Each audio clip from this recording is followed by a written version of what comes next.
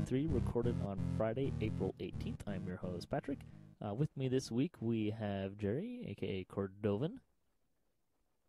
Hey, nice to be here. And we also have returning Kay. You remember him from a couple episodes on TR Tips and Update 21 Review. Oh, hi. Welcome back, guys. This week's screenshot, Musk and his apprentice, Revistool Jr., prepare to short-man chronoscope on Elite in the 168th screenshot of the week. Nice little tandem archer shot there. We like to talk about Dungeons & Dragons online nearly every weekend. You can watch us through Google Plus Hangouts, YouTube, or from our website at DDOcast.com. DDOcast is hosted by Cyber Ears, the awesome podcast hosting network. Shows are usually available within a few days of recording. Next show will probably be next Saturday. And you can stay updated by following us on social media pages or the website, DDOcast.com, particularly with our calendar. On the podcast this week, we have a little bit of game news, a little bit of community news. Not a whole lot, kind of a slow week. And then at the end, stay tuned. After the show, we'll have a walkthrough of the Waterworks. So, starting with the game news. The servers were brought down on Wednesday for a hotfix. There were no release notes. I'm guessing that it probably was to fix a certain exploitive bug, although I didn't actually get to check that. I can't really go into too much detail. Let's just say it rhymes with Nexploit. Yeah, something along those lines. No real problems with that happening, though. There's also a poll going on. You can vote for Major Malfunction's new name to go with his promotion. I think the two choices were Capitan Chaos and General Direction. Although I think there was another write-in that he liked. I didn't write it down. I'm trying to remember what it was. Yeah. I can't remember, but the polling is actually done, and General Direction is the winner. Although the Major was out yesterday, so I'm going to double check with him before I change his name. So it'll probably happen on Monday, I'm guessing. There was also kind of a little bit of a discussion. I think maybe Jerry, if you want to kind of comment on forum rules, was kind of what was going on. And it kind of was started by a question about if typing /signed was actually a bannable offense. And you had a lot of posts, or several posts in there. If you want to kind of read what he wrote in response to that, you can check out the dev tracker. But do you want to just take a couple minutes and just kind of summarize what you had? Sure. Someone, I'm not actually sure where they got the information, but they were of the belief that we added a signed clause to the community guidelines. We didn't actually do that.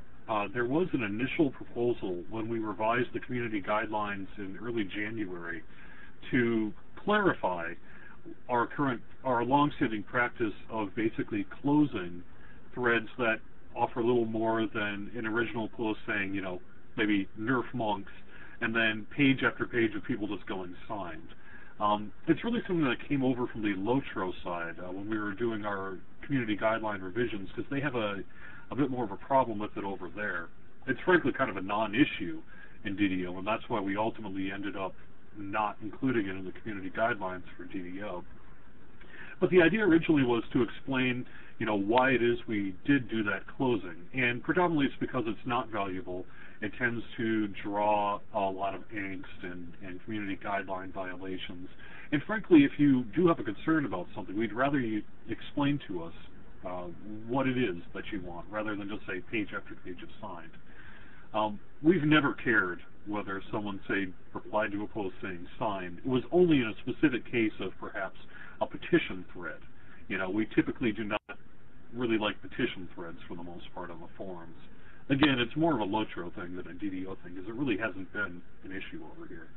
But someone came to the forums and was like, I can get banned for typing /signed? That's crazy, And, the answer is no, you can't get banned for typing in signed. And even if you could, we wouldn't. But we did include, in our initial draft of the community guidelines, we did have a thing in there basically explaining why we were closing petition threads. And following a sort of community feedback on that, where people were just like, hey, we don't need this, do we? I basically agreed. So, yeah, we don't need this. So we didn't end up doing it. But that thread ended up fueling a bunch of other comments. Some of them, essentially people trying to drag their own, perhaps, disciplinary issues into the public light, but also just some general questions about, how we do business and all that sort of thing. I think in general, the thing to take away if you're going to be on the forums is, one, play nice, be nice.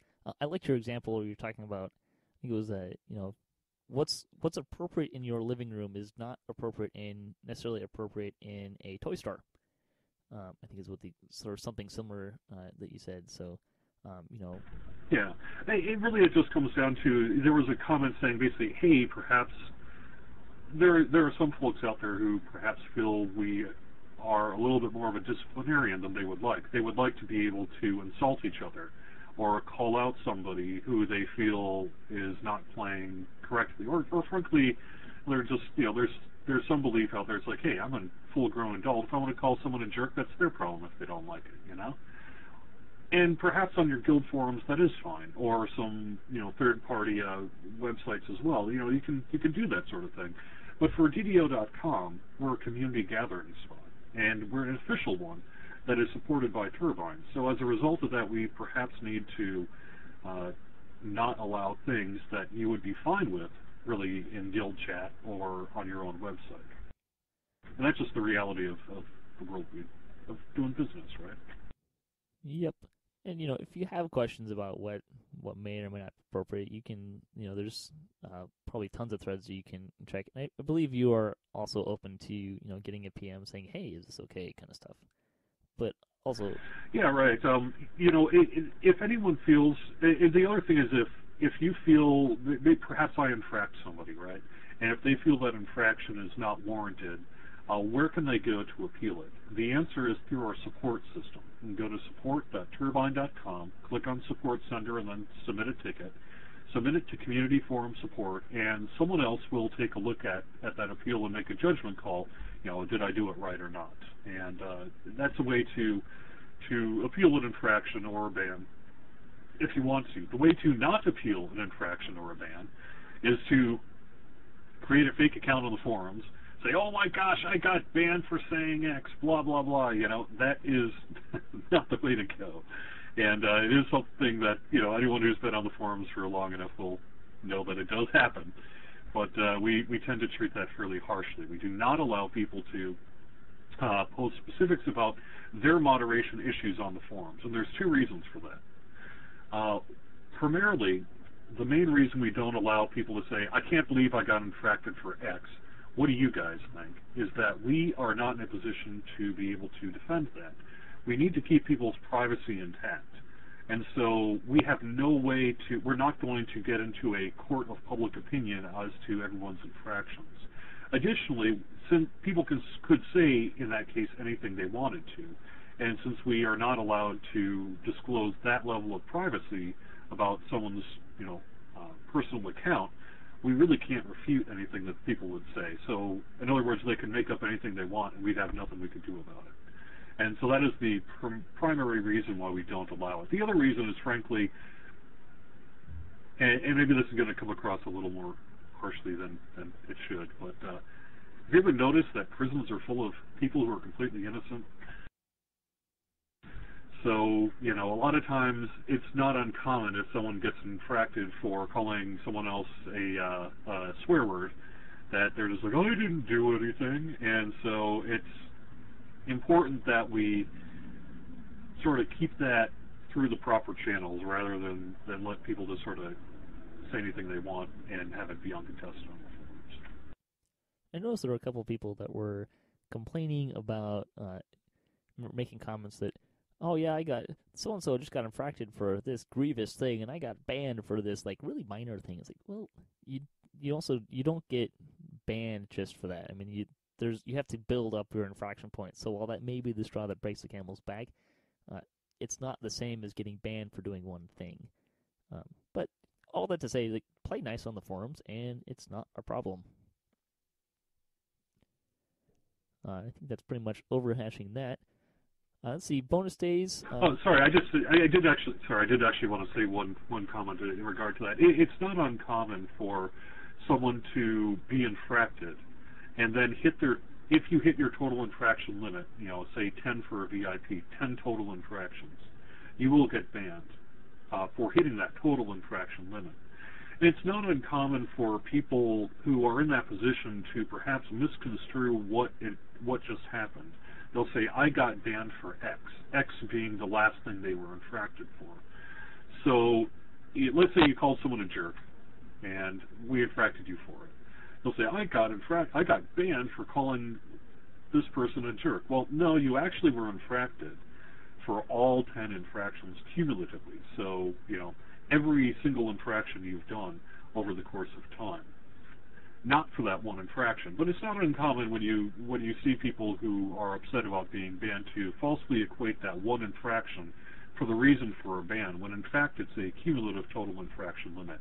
How do you know the difference? If you really are banned over one infraction, and it almost never happens. Typically it only happens when someone's rolling up fake accounts, or perhaps trying to sell goods and services, like platforming, that kind of thing, gold selling. You will see a 20-point infraction. If you get a 20-point infraction, then yes, you were indeed banned for that one particular thing. But otherwise, it's almost always the case where it's the total infraction limit rather than, say, the specific infraction. Let's see, bonus days. We have the Festival of the Traveler through April 27th. You can get free tokens of the Traveler. You can get 5, 1 per account, with the coupon code EGGS5. You can get 1 blessing of the Traveler, 1 per account, with the code 1BLESS. So you can run that for free. The blessings are kind of a big turn-in. Kind of the way the whole thing works is you give a token to a gal in the marketplace, and then you run around and you have to find eggs that magically appear throughout the marketplace. Don't worry if someone else grabs one like right before you do. It's still there for you. They can't take it away from you. And then you get different levels of aura based on how many eggs you collect. There's 3 different eggs. There's copper, silver, and gold. The gold ones give you more of an aura than the copper and the silver, kind of same way that money works. And then you go and turn your aura back in to the gal. I think you get like 3 minutes to run around and collect the eggs. When you turn it in, she gives you the option of turning it in with your blessing, which will give you a bigger reward. This year, probably the more common reward with the highest aura that you can get is a stack of 50 of the improved or the seal healing potions. I don't remember which ones. But you can also have a chance of getting an experience, a sovereign experience elixir, I believe is what it is. And theoretically, there's also the possibility of getting a +6 tome. Yep, that's new for this Festival of the Traveler event. The first time we've offered +6 tomes as a possible reward from it. And I'm going to emphasize possible. In my experience, such things as being a possibility usually means that one person ever gets them on a server, maybe. I think it might be a little more than that, but it is definitely, on the low end in terms of a rarer reward. Some things you're going to want to do is if you get a tier 5 on your run, that will give you the best chance of getting a +6 tome. You can also potentially get one from a tier 4 as well. So you do need to be tier 4 or 5, I believe, to get the +6 tome. I think the chance for tier 3 or anything below would be so small that it's basically non-existent. But tier 4 and 5 does actually have a small chance. I know what the percentage is, but I can't say. Sorry. Well, at least it's there, which was something nice. Mentor, what are your thoughts on the Traveler event? Well, I'm doing it now. It's fairly addictive. It's a great time killer if you don't have time to quest. Maybe log on, do a little bit of this, and it's great for chat time because here we are chatting, and I'm just kind of bouncing around the marketplace, and we have a couple friends who could do some training on Mario skills. That's for certain. It is worth noting that if you just turn in the aura without the blessing, you do get random loot appropriate to your level and the aura that you currently have. I will say that last time around, it was actually kind of funny. Otherwise, last time around, it was kind of funny because what would happen was if you got the lower, not the highest aura, but the next one down, you were more likely to get an experience potion for your end reward. But if you got the higher level reward, you got like supreme potions of ability, which were, in my opinion, much less desirable. So last time we actually got blessings on every character as opposed to just one per account.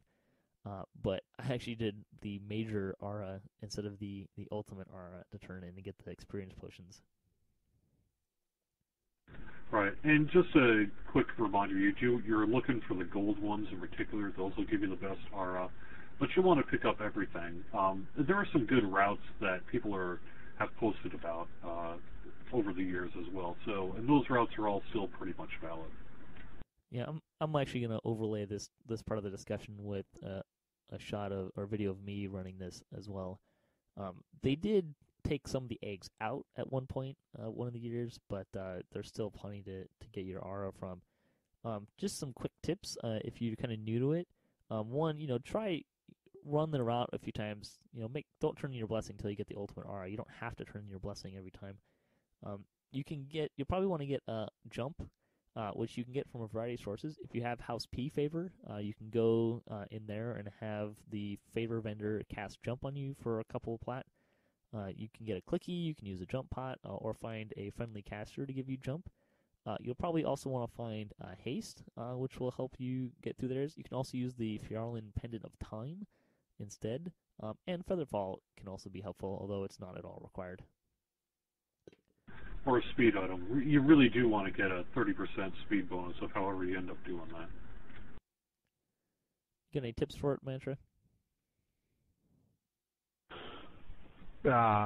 Couple, especially things like destinies. You can jump into your favorite soul one, your whatever it's called, the angel one. You can use your wings to bounce around. Get a caster to just cast a 40-minute jump on you. And a speed item for sure. The free coupon will get you blessings and the tokens of the traveler, and those are bound to account. So no matter who you redeem the coupon on, you can send it to through your shared bank to whoever it is you're ultimately going to do the hunt on. Oh, and I had noticed, this is a question, I guess more than a statement, completely more than a statement. I had noticed if I ran this on low-level tunes a couple of years back, I got low-level loot even with Tier 5. Is that accurate? Good question. I don't know. I don't know. Well, if it's the same as it was, a couple of years ago, it certainly would benefit you to run these things on your top-level tune. Yeah, that sounds right, because I think frankly, the thinking on it would be that it would give you loot that you could actually use out of the character, whatever character that is. But you're right, by proxy, that means you're going to get the weaker loot on low-level stuff. But what I don't know is whether that's still the practice, and B, whether that's actually intended. So I need to would have to get into work and ask the devs on that. So mechanically, I can understand why it would do that, but I don't know if that's actually sort of the way it's supposed to be. I remember from past events, it was intended that the loot that you get scale with your character level. So I remember that from. I assume that's still the same, because it seems to still be dropping. The random loot's better than it used to be, for sure. It used to just be off of static tables, and then they made that change so it scaled with your character level, so that was at least better. Let's see, store news. This is kind of fun. They have a VIP special running through April 30th. You can get 15 months for the price of 12 when you renew your subscription. So you'll want to go to myaccount.turbine.com. Is that right? Is that the right website? Yeah, I mean, you just follow the link in the, go to DDO.com and follow the link. It'll tell you where to go. Yeah, you can do that too. So you can get a cheaper price on your VIP subscription if you choose. And again, it's only available through April 30th.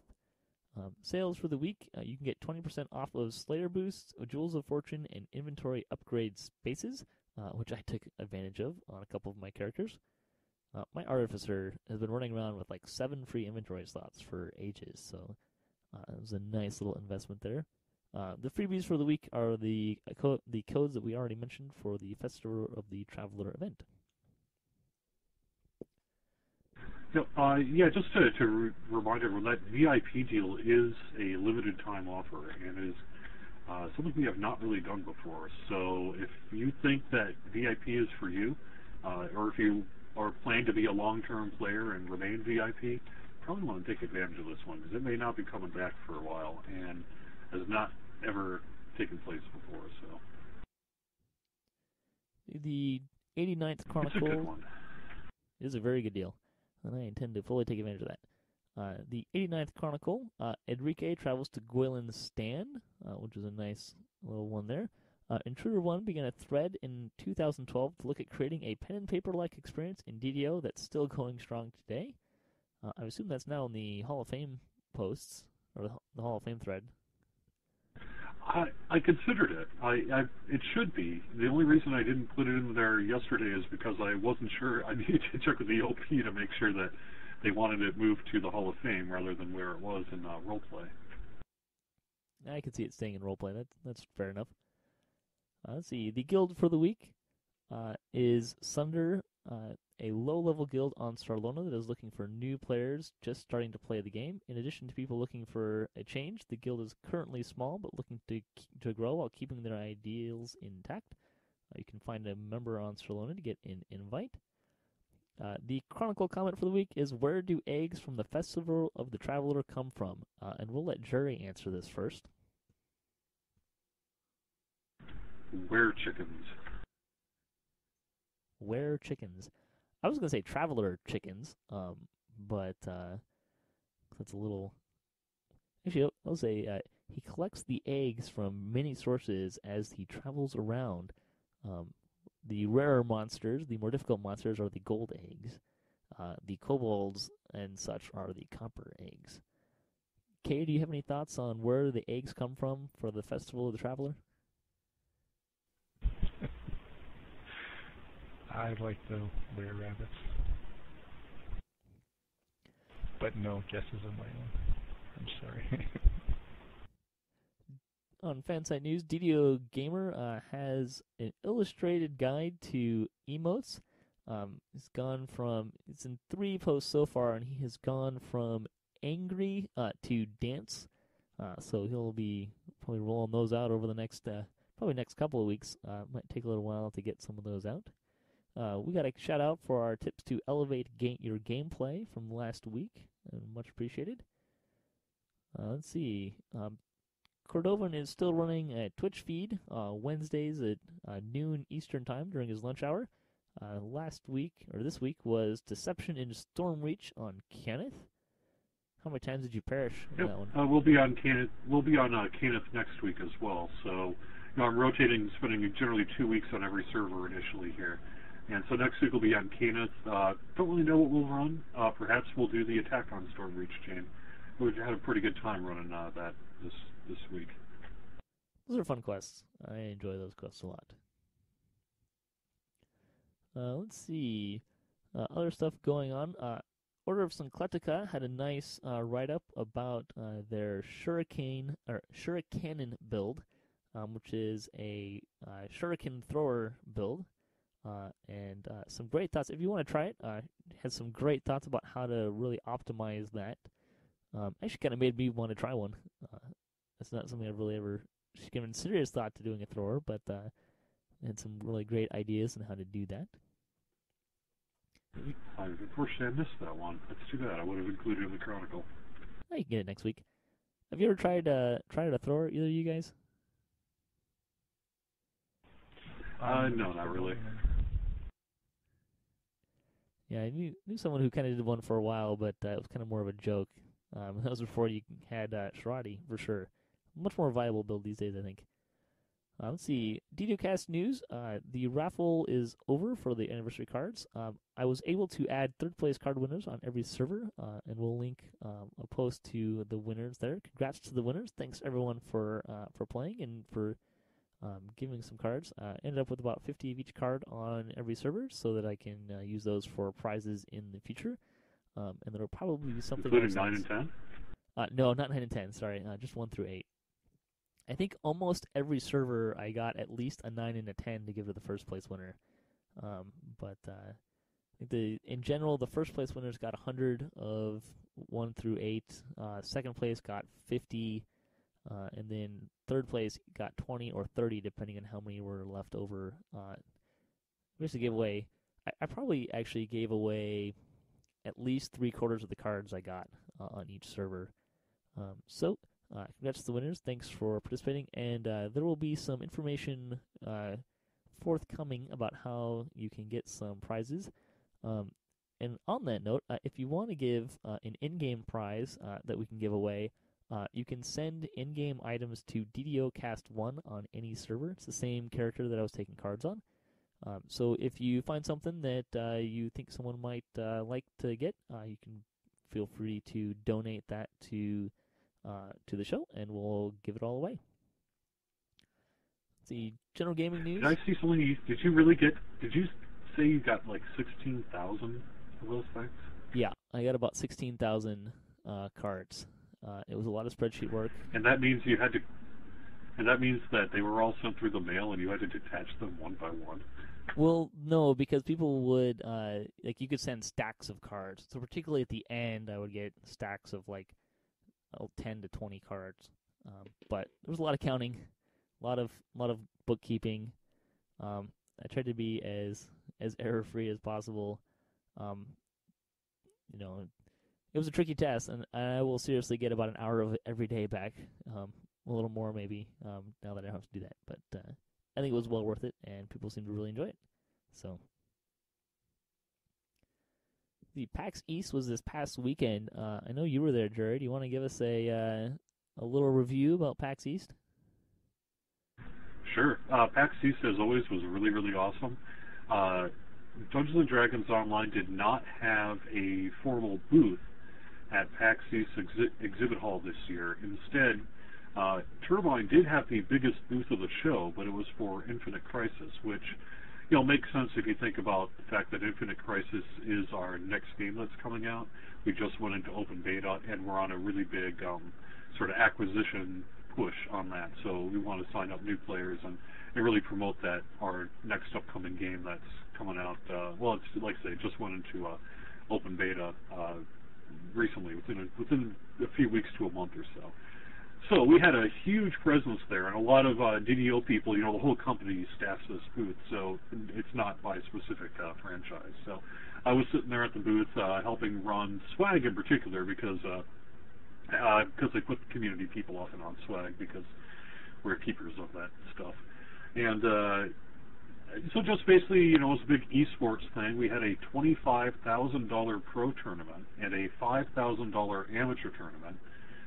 So basically, people made up teams and competed on Infinite Crisis, which is what's called a MOBA, a multiplayer online battle arena. So if you're familiar with some of the big names in MOBA around the world, like Dota, Defense of the Ancients, which started as a Warcraft 3 mod. League of Legends is another really popular one, that kind of thing. We're in the same vein for that, but it's a DC Comics base because we have the DC IP being owned by Warner Brothers. So you're fighting as, Flash, Superman, Wonder Woman against another team of 5 and all that sort of thing. Incidentally, the game, a little thing that some of our DDO players might find interesting is that the core game engine is actually based on a updated version of the DDO engine. So there's behind the scenes, there's actually a lot of similarities between DDO and Infinite Crisis in terms of how the game actually operates its logic. Otherwise, we did have a DDO get-together on Friday. We went to a place called the Green Dragon Tavern, which is a pretty famous and very old tavern in downtown Boston. It's a Revolutionary War era tavern. People used to gather there and plot the overthrow of the British and all that sort of thing. But it's also called the Green Dragon Tavern, and it's a real old school style place that's really cool. So we had about 20 DDO players and about 5 or 6 devs there. Producer Glenn was there. Steel Star was there. I was there. Cookie Kobold. And we had a couple of QA folks who don't have forum names as well that were there. And about 20 players that showed up and joined us for food and beverages and lots of swag. I packed 3 backpacks full of it, so I was giving out T-shirts and hoodies and even some of our super rare swag that we uncovered a bit of a treasure trove a couple of months back. And actually gave away some DDO polyhedral dice in a DDO dice bag. We made a very small number of these things. I think somewhere less than 100 were ever made, and they were given out initially primarily to those who pre-purchased the Menace of the Underdark Collector's Edition from the show floor of PAX East in 2011, right? Or 2012? 2012, I think. And so they were pretty rare, and we actually uncovered a small bag of them, so I gave 1 per table, so we actually gave out 5 of them to people in the community. But otherwise, we just talked DDO, tactics and strategy, and some people, of course, had questions for the devs on various things, and I don't think we debuted any major news. We did talk a little bit about some of the upcoming airship stuff that's going to be coming out, and some other things, but you know, if you weren't there, you missed out, sorry. What was the coolest costume you saw? Oh man, there were so many great costumes at PAX East. It's a cosplayer's heaven there. For Infinite Crisis alone, we had a cosplay contest, so we had some really cool, we had like a Nightmare Universe Superman there that was really cool. There's a really great Poison Ivy, a really great Atomic Wonder Woman. Yeah, I mean, just a lot of great cosplay. So I'm going to say maybe the Atomic Wonder Woman, which is sort of like a Mad Max-style sort of Wonder Woman costume, and she wields a quarterstaff with a chainsaw at the end. It's pretty rad. Did they come with a quarterstaff with a chainsaw on the end? Yeah, it was like a pole with like a fake chainsaw, but yeah. Nice. Very nice. All right, let's go around the horn real quick. What have we been doing in game? I mostly ran a couple raids, and I've been working on getting my last guy flagged and raid eligible. Kay, what have you been doing this week? Running the raids. What else? I guess I'm looking into some new builds here. So entering a new phase of exploration. Awesome. Jerry, did you get a chance to play much this week? Not too much, because, you know, I was at PAX East from basically last Thursday all the way through Sunday. But I did, and then I was doing the live stream of that too. But I did, basically on one of the servers that's my home, one of my major home servers, I've been basically going on the LFM every night after my kid goes to bed, and just hitting up whatever LFM plugs I happen to see that I'm in level range with. So I guess I ran like mostly raids by default. So I think I did Caught in the Web. I did a couple of Fall of Truths. I did a Temple of the Deathworm. And also I was in a group recently where we were farming Devil Assault for basically tokens of the 12 and large devil scales and that kind of thing, and that was pretty profitable there. Otherwise, you know, on the live stream, I quick made a really gimped build, just because I literally was like 15 minutes before we were on the air, and I was like, oh, I don't have a character at level for this, oh no. So I quick rolled up an iconic Morning Lord, but it got me thinking, I want to make a self-sufficient solo build where I'd splash enough rogue to be able to do traps, and then perhaps get evasion as well, get evasion through the rogue definitely, and then make a Morning Lord that can do self-healing and all that too. It's kind of a weird build concept, but it's something I'm kind of playing around with to see if I can actually make it viable. Solo builds are always a little bit of a trick to do. Let's see, survey question for the week. Barry White wants to know, what is your favorite cheese? Mine is pepper jack. I'm a big fan of pepper jack. Kay, what's your favorite kind of cheese? Jalapeno Havarti is the flavor of the year so far. That sounds fancy. Close to pepper jack, right? I'm going to go with Gouda. Gouda. Never a popular choice. Great. Anything to add before we close out here? I'd also like to add that marble cheese is a good standby cheese. So. Swiss as well. At least nobody. No, here's what I got. I brought the other thing I did at PAX East, right, is I carried around bags of swag with me while I was at the conventions center. So if I saw someone wearing a DDO hoodie or a Lotro hoodie, because that's some Lotro swag too, and or anybody who basically wanted to get in touch with me and meet up with me to get DDO swag, I was giving some away. So I happen to have some turbine points with me, so I would like to give some to you here, Patrick, to give away for this episode. So how about 4 500 turbine point codes, and you can decide how you want to get rid of them. Awesome. I always love giving away points on the show. So with that, I'll say thanks to Kay and Cordovan for joining me here today. Thanks to everyone else who's being guests on the show and contributing to the show. And thanks to everyone for listening. Thanks to Turbine and Wizards for making some fun games. Thanks to Cyber Ears for hosting the podcast. You can hit us up at DDOcast.com for show notes, calendar, previous shows, swag, and other fun stuff.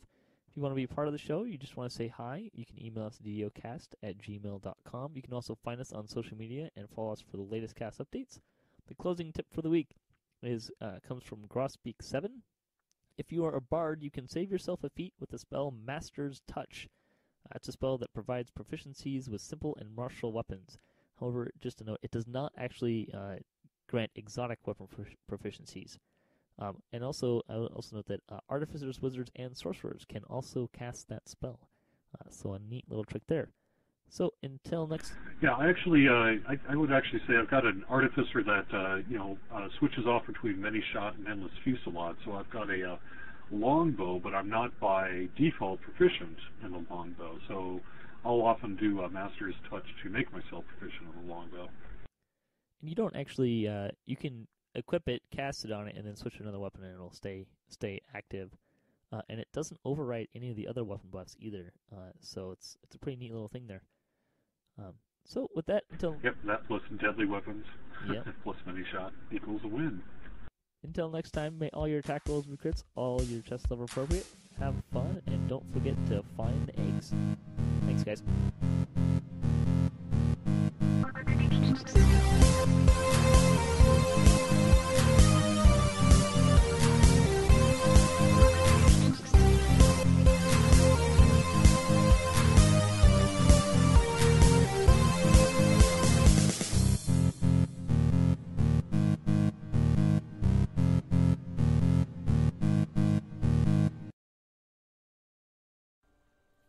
Hello, DDOcast listeners, and welcome to another walkthrough.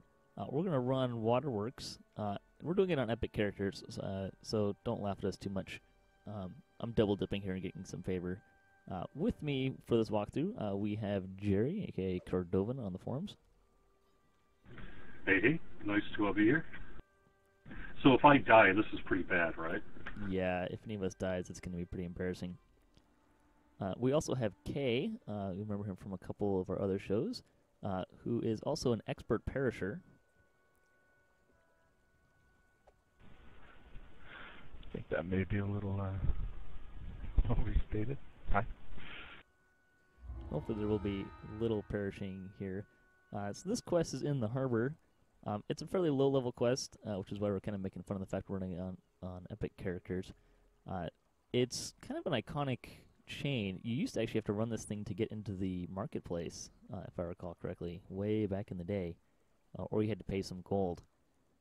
It's kind of an unlocking thing, but you don't have to do that anymore. It's still a really good low-level quest, particularly has Coin Lord favor, good XP when you're running at that level. I don't know, anyone else want to say anything before we just kind of in the way of introduction to Waterworks?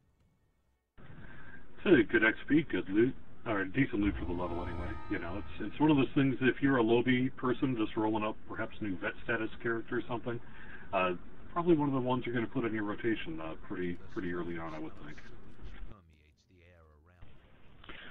I'd like to just make mention. I certainly recall when you'd actually be looking for LFM for Elite Waterworks. Hey, some guy's running Elite Waterworks. You want to see if we can get into that? Yeah, it's an oldie, but it's still a goodie. It's some well-designed quest. And actually, they updated the Explorer area, so it actually has the Slayer and Rares stuff. One of which is through that door on the left there.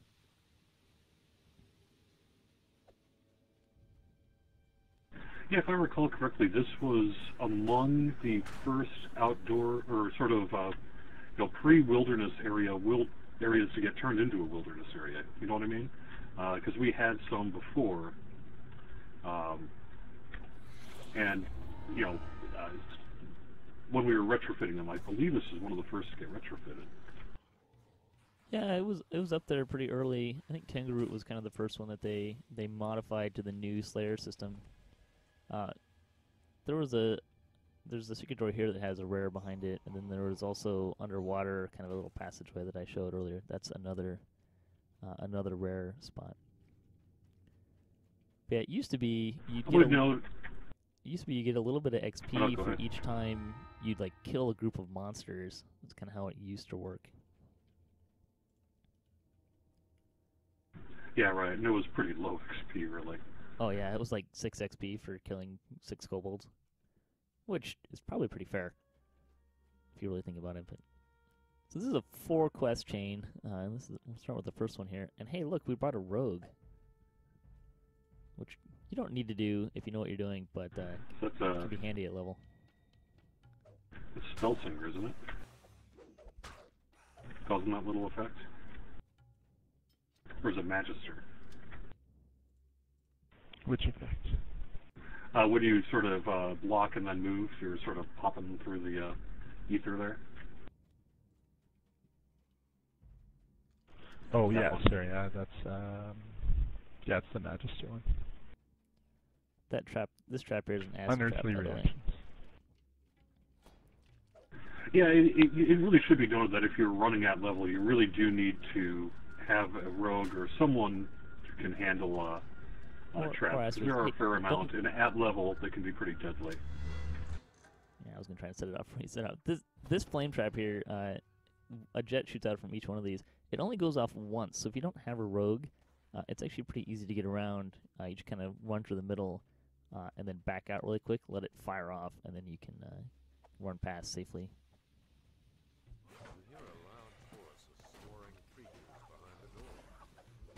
So what we're looking for right now is a key that spawns in a chest in basically one of 2 locations. It either spawns in this room up high, up on the ladders, or the room across the hall with spiders. And it looks like the chest is on this side.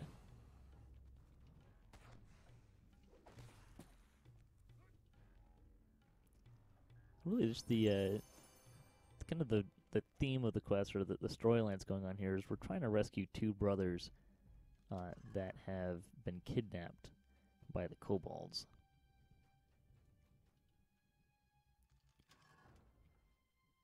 Hey, look, we got the rare spider here. So that key that I picked up can also spawn in this room as well. Particularly at low, when you're running this at level, you can actually get a couple of things out of these boxes, just because you're not going to find loot from these kind of boxes. Tends not to scale overly well when it comes to pots and stuff. So.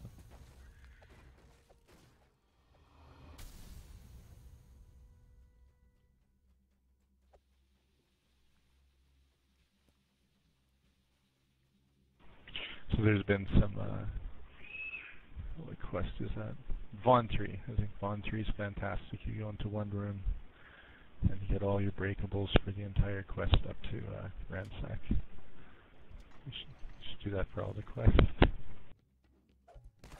There's actually a few quests that do that.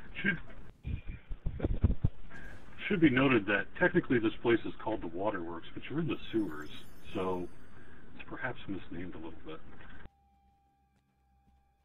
So this is the room that we used that first key we got. We got another key to go find the chief.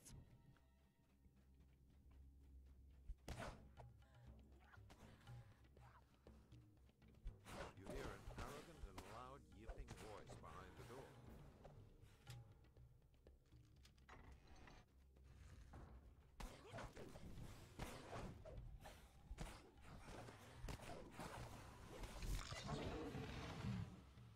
This is the chief that you have to kind of interrogate. It's unlike most NPCs that you talk to. He doesn't actually really give you any skill options. You just kind of talk to him, so you don't have to worry about skills or anything. There's also a level over here that you need to pull. We have to go find the other one. There's 2 of those, and that kind of opens the way further in. Now, if you don't have a rogue, this is not a good room to go into. For that reason. Unless you want sweet level 6 loot, Yeah. which we did used to want, so. You can still break the barrels, though, with a ranged weapon from behind the flame jet.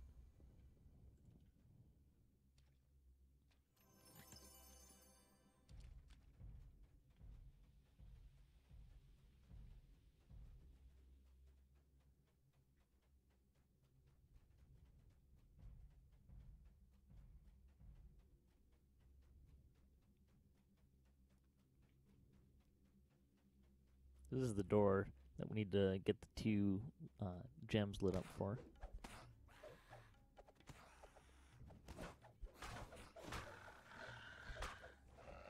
And this is the shrine room. We passed it on the other side earlier. You can go this direction as well. This just takes you back to where we got the key, where the spider room and the climbing room were. This next room, if you're running this at level, this can be a little bit of a trick, because there's a bunch of shamans up high.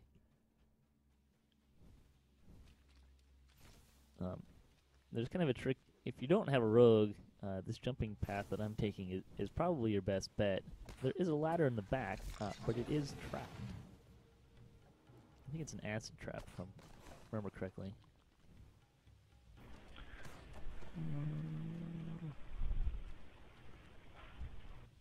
Now I want to see what it is. Yep, it's acid. Yes.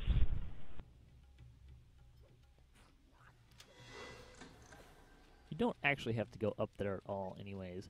All you have to do in this room is pull this lever here. But if you want loot, you gotta get up here.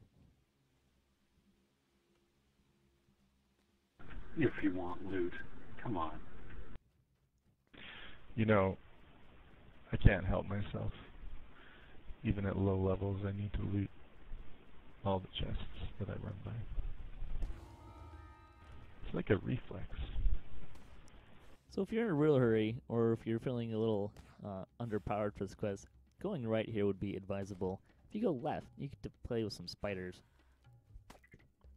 And if you haven't experienced spiders at level on Elite, they can be one of the more difficult monsters to deal with. They usually hit pretty hard.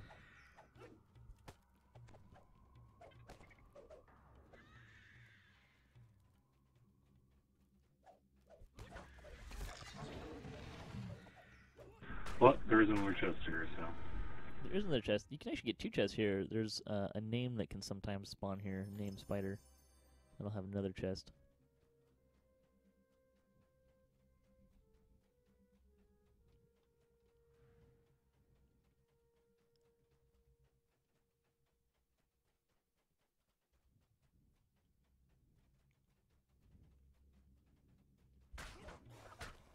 And assuming that you've killed enough kobolds to get the optional, which we did a while back, you can actually just run by these guys that are going to spawn here and run straight to the next quest. Or the next part of the quest.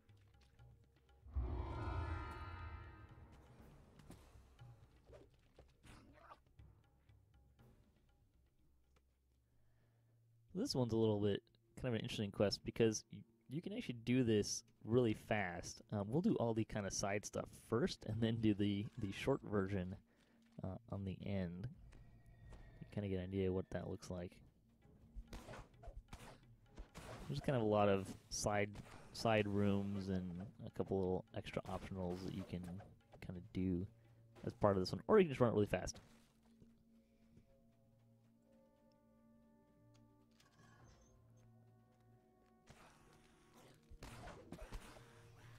So this room's kind of fun.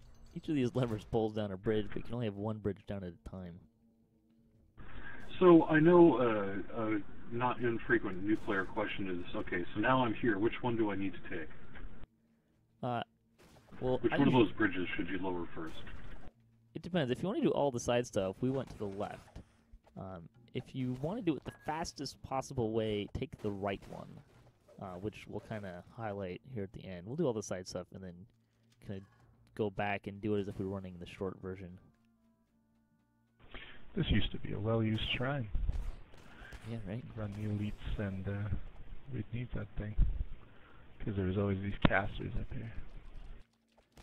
It's kind of funny because it got easier to run for a while, and then the casters, they've always been able to cast Lightning Bolt, but then they changed Lightning Bolt so that it does like a little rebound thing, so it could actually hit you twice, which is something of a problem.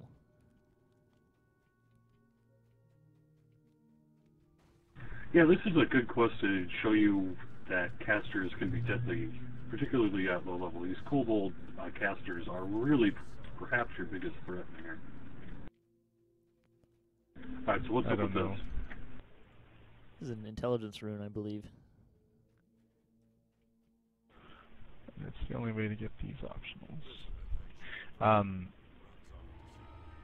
Yeah, I don't know if you guys saw when we came across the bridge, but I kind of just went for the caster. That's kind of still an automatic thing, and that was trained in from the very first days in this game, where there was a mantra which was always go for casters first. The other thing with going after casters is don't run straight at them. Kind of come at them from the side. So a lot of the ray spells, they still have to hit you with them. And, you know, if you come at it from the side, it can miss a lot of times. You notice some deep scratches along Probably, I'd say one of the other bigger threats in here is the wolves. You know, at low level, they can trip you and take you out of the action. And while you're just sitting there laying down, you know, you can find yourself dead. This room is a little bit of a trap, because as soon as you kind of come into it, they'll close the door, and they'll send a lot of kobolds at you. And if you got people running around in a lot of different areas, you can get an alert pretty easily here, and that can be a bit of a problem. But there are 2 chests.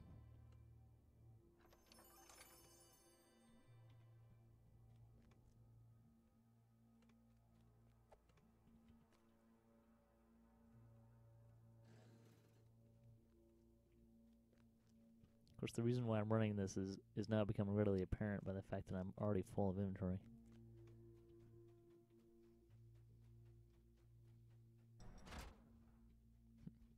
There's a lever back there that you can open the door with. Although pulling that when there's a bunch of kobolds trying to eat you is kind of a trick.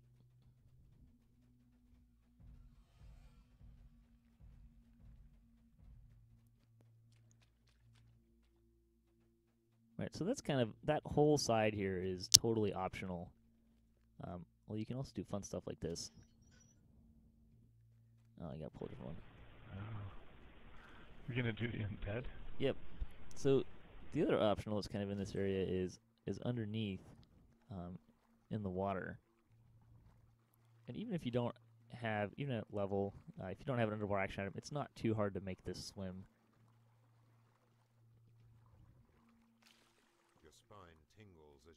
I believe if you want to get Ransack, you have to do this as well to get the breakables.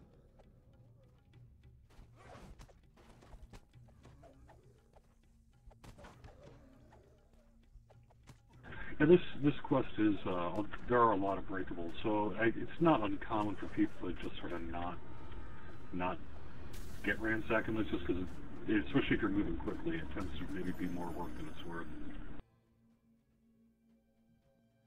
A lot of times, if people are doing just speed XP runs, they actually don't really do much of these optionals, just because it's not really worth it from a time to XP standpoint. But this is a free quest too, right? So it's a good way to get some XP and milk that XP, especially if you're a pure free player here. Okay, so everything we just did was optional. If you want to do it the short way, pretend we just came in, and instead of going left and going underwater to do the zombies, you want to go to the right. Now, the center and the right paths actually form a loop, but you'll kind of see why in a minute when you go to the right first.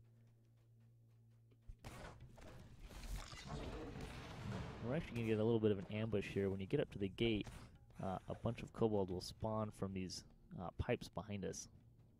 This appears to be Clan Gnashtooth's main prison.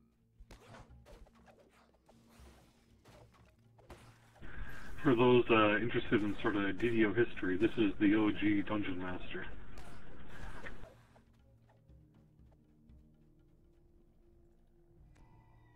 This chest is actually behind a secret door. This lever opens the prison doors.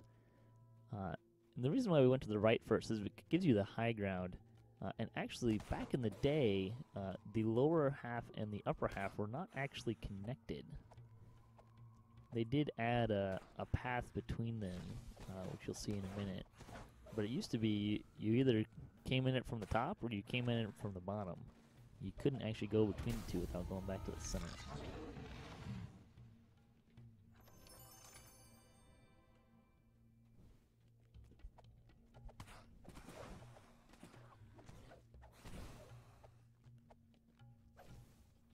So we're looking for a couple things here. One is we're looking for just random prisoners, which is an optional if you get all three of them.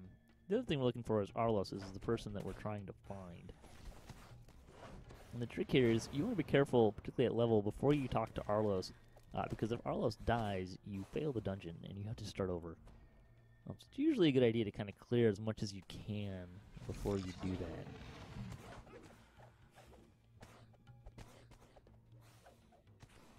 Here's the other lever to open the bottom jail cells. So there's Arlos right at the beginning. And there's another prisoner there.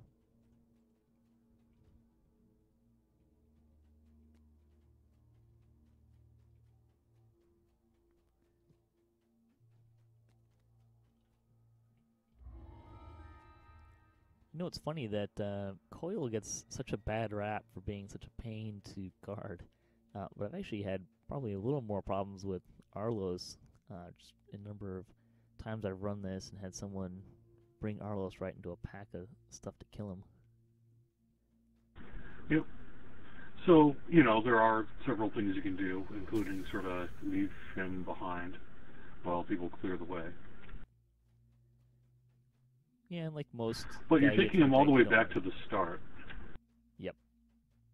Like most guys that you have to protect, you don't want him to fight things, and he likes to fight things. And meanwhile, since you've gone and got Arlo, somebody's come in late and they put...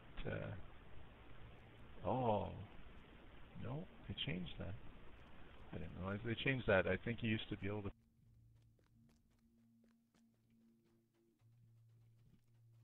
Once you get to Arlos, all those bridges go down. Once more, Arlos dashes off towards the surface and safety. There used to be a really great Dungeon Master voice there. It was, must free Arlos. Must free Arlos. And it got, it was very repetitive in a great way.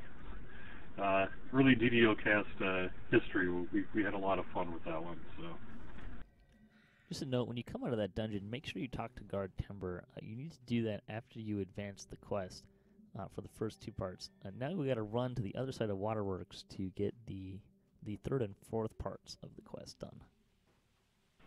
You want to do any of the explorers here? If they're, you can check them. I kind of already pointed them out on the way in, so. Oh, okay. The underwater one on the bridge? Yep. Would be that big opening in the water to the west side of the bridge. Nice. I just got 35 XP for Slayers.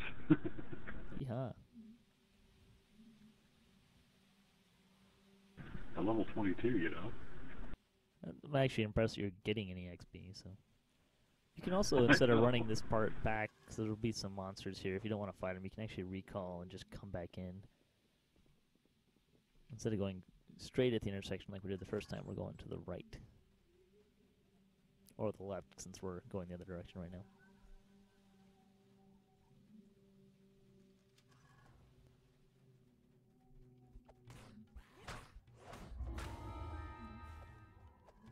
If you go down through that door in the pit, I believe that's a named rust monster at the end of that hallway.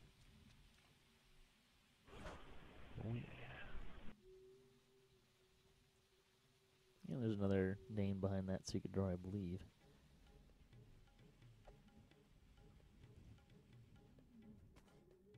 I actually think I only know where 5 of the names are. There's one that I'm never quite sure where he is.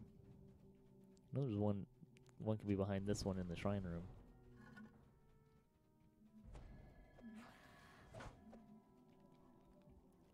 What's kind of fun about this explorer area is there's actually another quest that's done in the same map called Invaders. Except instead of kobolds and wolves and the odd ooze, it's all beholders and flayers and their accounts. Flesh pours from the other side of the door ahead.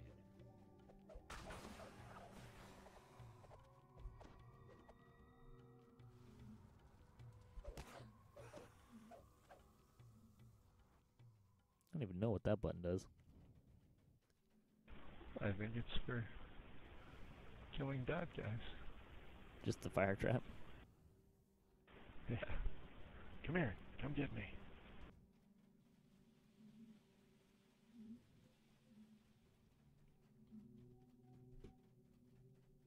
For a new player encountering the Waterworks, one nice thing about it is it's relatively, I mean, there are some challenges here, particularly if you're not a rogue. But it's a good idea to get to know this map, because people really are moving pretty quick for the most part when they're running through here. And it can get you lost if you're not careful. So it doesn't hurt to just be familiar with this one, you know? Well, a lot of times what will happen is people go in opposite directions. They won't stay together like we're doing. I mean, even at level, people will oftentimes split up and solo different sides. And more to the point there, learning your maps, it's actually one of the things I do when a new mod comes out. I'll actually take 2 hours and I'll go just learn it. You know, sneak around and viz, fight your way through it, whichever. But I don't think there's been a single time where that hasn't been well worth it. With the new mods, Stormhorns, the Thunderholm. Yeah, it's just fantastic to actually know your way around those places.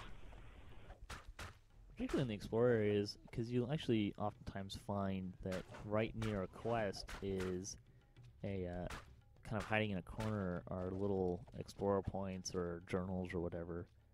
And you can just pick up a little extra XP on the way. A grate covers a shaft that disappears into the depths of the sewer. Or a lot of XP. Yeah. I use it to finish off often. Like it's pretty easy to go run some explorers and end up with 300k in under an hour, you know.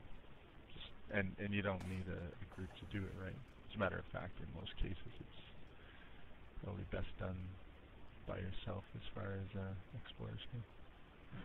Alright, so just to kind of tutorialize here a little bit, what we're doing is we're pulling levers to open up that grate that you saw on the floor there.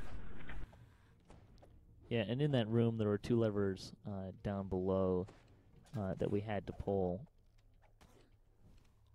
And those levers, what they do is kind of show you or open the way to do these areas that we're doing now.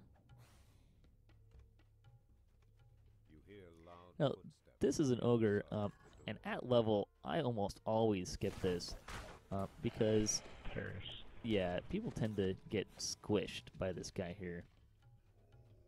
So, if you're doing this on Elite, do so at your own peril.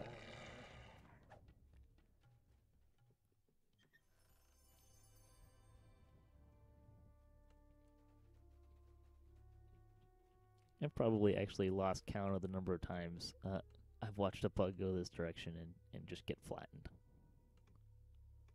Yeah.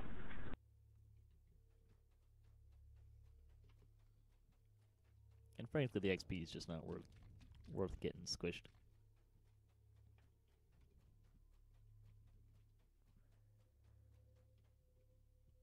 So one other tip that's worth mentioning is there's a fair number of oozes in here.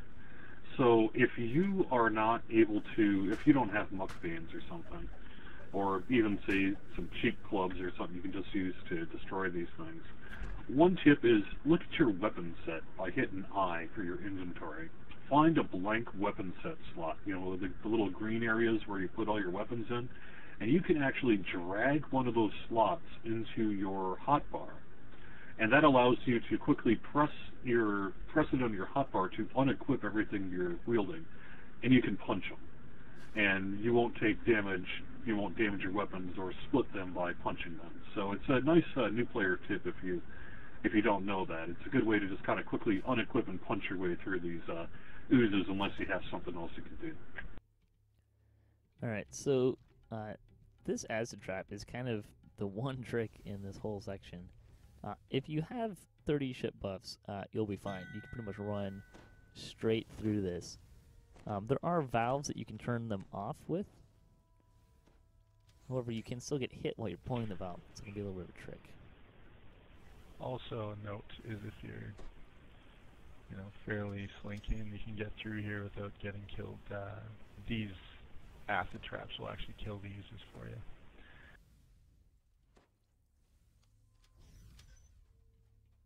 I used to use that quite often.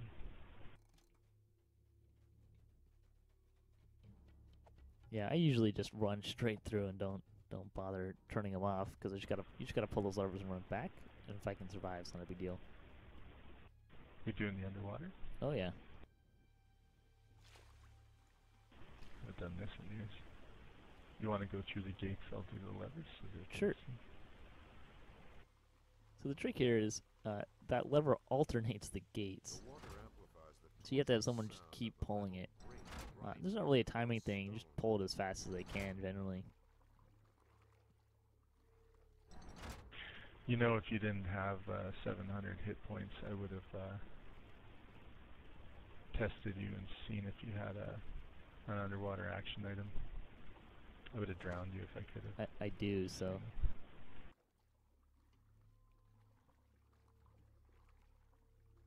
I'm not through yet. You got a couple more pulls. Oh. Yes, slow swimmer. There's a lot of gates.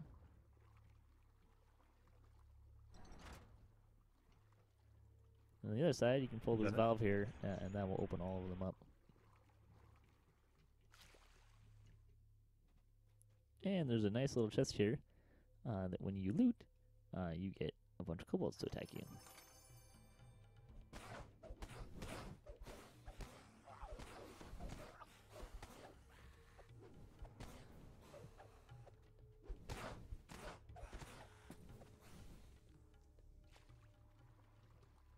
I'm disappointed, Kay, you didn't come and get that chest.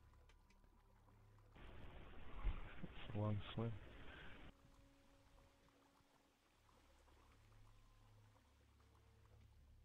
Just one quick note, the oozes that come here, they do actually respawn, so try not to hang around in that little area.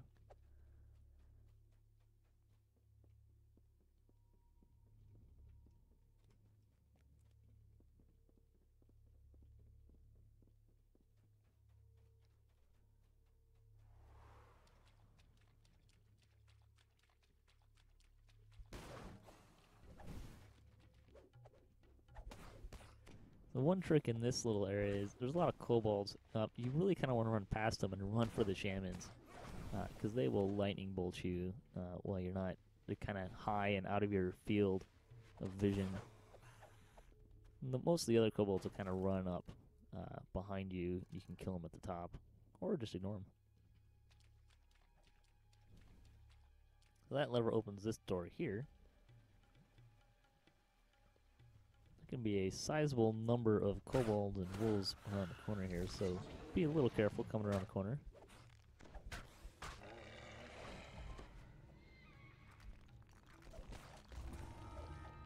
And here are the other 2 of the 4 levers we need to pull.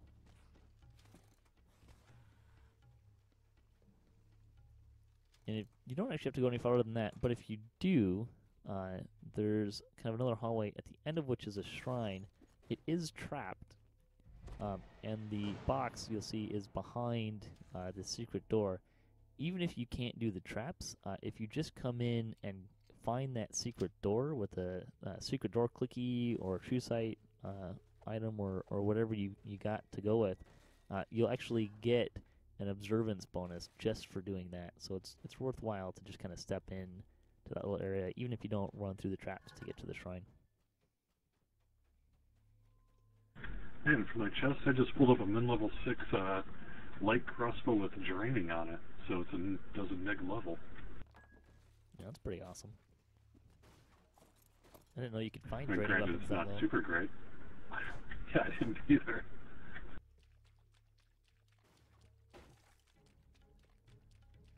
Okay, so that's the top half of this dungeon. We're going to go down this this shaft here. Now that we've got all the rooms lit. You can either do this one of 3 ways. One is you can just fall down, and you'll land in water, which is fine. 2, you can kind of fall on the pipe, which will actually do damage to you at low levels, generally speaking. Or if you've got feather fall, what you can do is feather fall down the center. And if you're quick enough, you can actually land on this center platform, which I failed completely at doing because I was facing the wrong direction.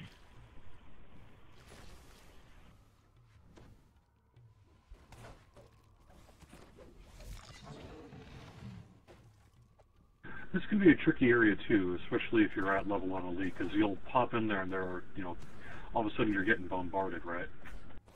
Yep. That lever in the center there opens this door. There's usually a couple of oozes behind it. The early devs liked throwing oozes everywhere. They had a fetish with breaking your gear. So this door to the south is a shrine. There's a secret door here. And this door used to be kind of fun. There's a rare behind it. It used to be that you could actually close that secret door, and if you did that and reopened it, you always got the rare. I have no idea why they kind of fixed that little Easter egg, but they did, so you can't do that anymore. It's probably a script error, actually. That became an Easter egg. Probably. It's just kind of one of those weird things of like, why did they change it? But they did, and that's how it goes. Man, I'm kind of finding some unusual loot here. I've got the only thing, a pair of bracers with only dodge on it. Dodge plus 3, or 3% in level 5. That's pretty handy. Level 5 it sure is. You notice recognizable letters among the scratches. So this is the boss room. There's a lot of kobolds in here. There's 2 shamans, one over to the right, which is usually the one that I go for first. Mostly because he's usually standing up on that ledge.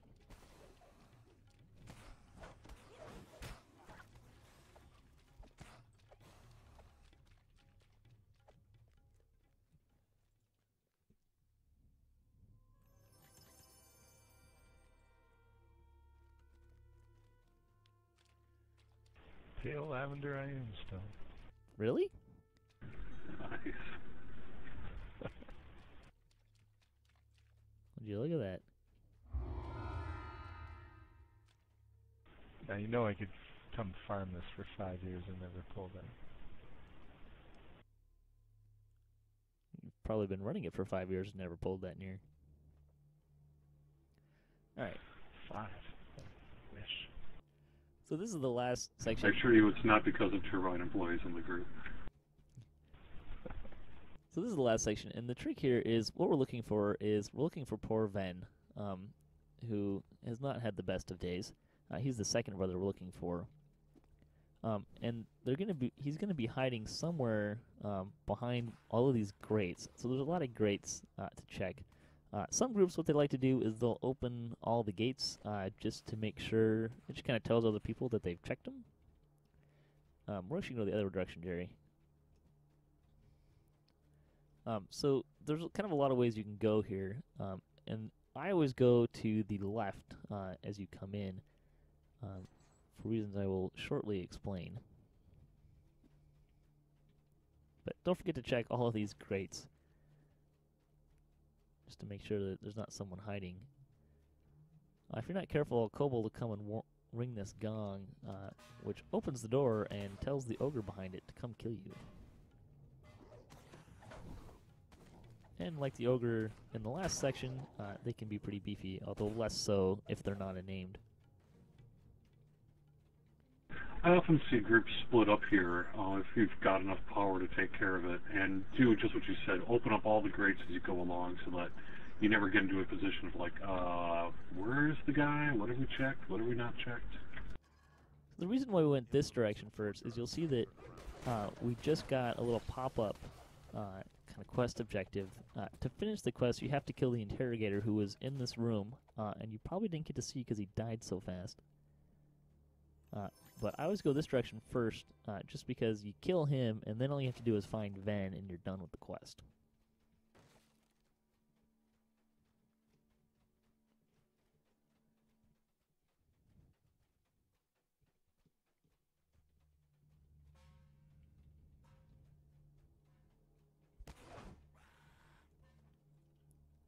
What else? You also find some just random prisoners hanging around in these same little areas.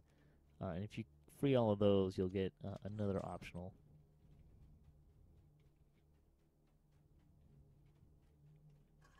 A shamanic-looking kobold shrieks nonsense at you beside a crude altar to his local gods.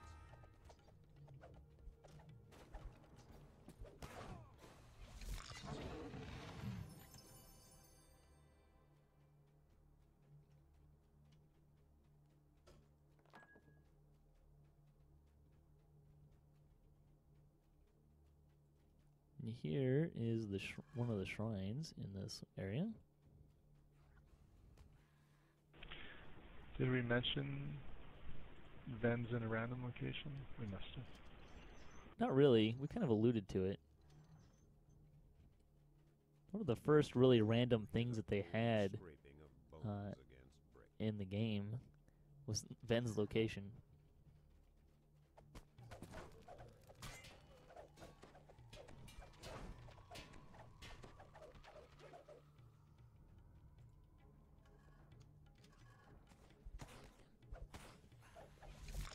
That's why a lot of people will split up, is because you can search a lot faster.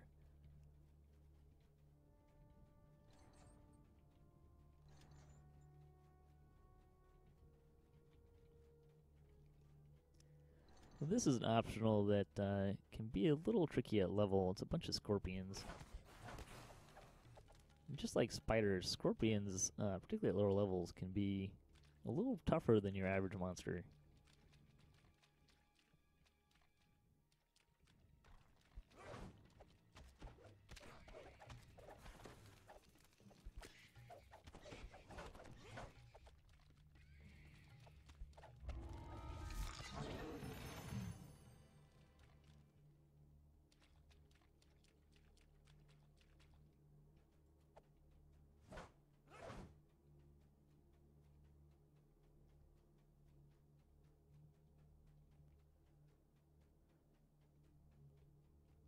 Yeah, here he is. So this is Ven. So typically, before you start speaking to him, because once you do, you're basically going to end the quest. It's not uncommon for groups, if you're close to, say, hitting ransack or something like that, just to spend another minute or two in there to get your bonuses before you talk to him. Yeah, it's usually a good idea, unless you've already decided as a group what you're going to do, that before you move his body, that you make sure everyone's fine with completing. Since we're not getting any XP, I'm not going to worry about that. Just do it so I don't have to come back. Here's another ogre, which wasn't named this time. If memory serves, there's 3 ogres in this area.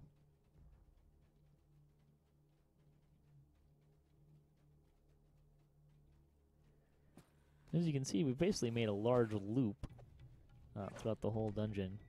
You hear the muffled snarls of This room has a blade trap you probably just saw come around there.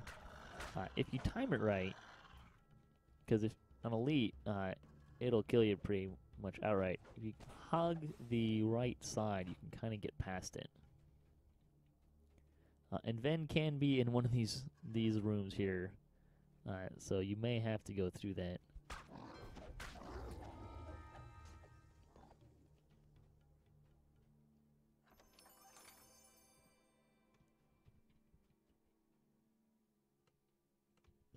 So that is the 4th and final section of the quest. Now, the trick here is, to get your end reward, you have to actually run all the way back to Guard Timber, who is at the start of where the first 2 quests were.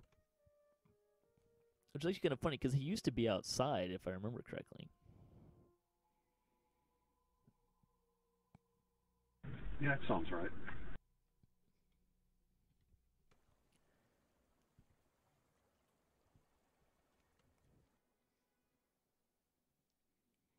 I'm going to run back over to Guard Timber. The strong smell of sewage permeates the air around you. You hear human voices up ahead.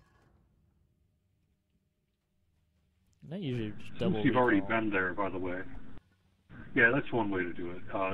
Since you've already been there as well, it will show up as a check mark on the map. So you can reopen up your map, and if you need to remember how to get out there, little check mark will be blinking by the guy.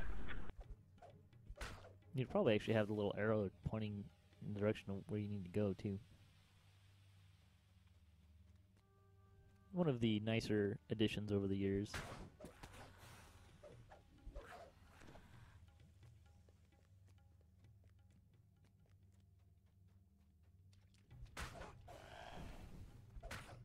So before we finish, you guys have any last-minute tips for running Waterworks?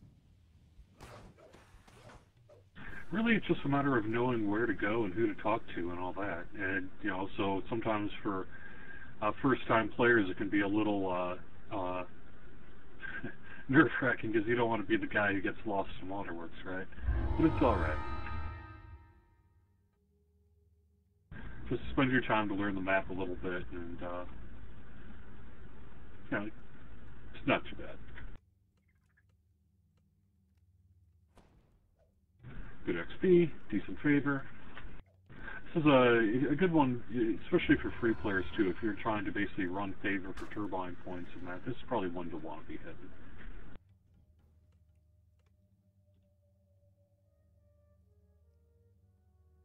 Yeah, I think it's worth around 57.6 or so favor, just for those ones there. So once you talk to Timber, you can talk to the Harbor Master outside, who's where Timber used to be, and he'll give you another end reward here.